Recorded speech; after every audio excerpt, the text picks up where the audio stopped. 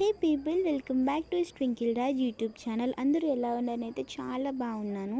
So మీతో ఈ చిన్న వీడియో షేర్ చేసుకుందాం అనుకున్నాను. మా మినీ గార్డెన్లో కాసిన ఈ బుజ్జి దోసకాయ, ఇంకా ఈ పైనాపిల్కి ఒక పెద్ద స్టోరీ ఉంది.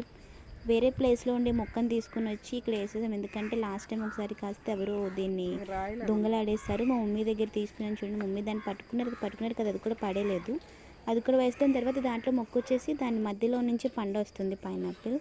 దీనికోసం ఎన్ని రోజుల్లో కాదు, ఒక 3-4 మంత్స్ అనుకుంటా వెయిట్ చేసాం. ఫైనల్గా తిన్నాము. చాలా టేస్టీగా ఉంది. ఎక్స్పెక్ట్ చేయలేదు, మేబీ అంటే కొంచెం పచ్చిగా ఉన్నట్టు అనిపించింది. టేస్ట్ బాగోదేమో, పుల్లగా ఉంటుంది అనుకున్నాం, కానీ చాలా స్వీట్గా స్మూత్గా బాగుంది. చాలా బాగుంది, చాలా మెత్తగా కూడా ఉంది. తిన్నీకైతే మాత్రం ఇంట్లో పండించుకునేది తింటే నిజంగా భలే ఉంటుంది కదా, వేరే లెవెల్లో ఉంటుంది కదా. మా టెర్రస్ మీద కాచిన ఈ బీరకాయ, ఇది చిక్కుడుకాయ అనుకుంటా కదా.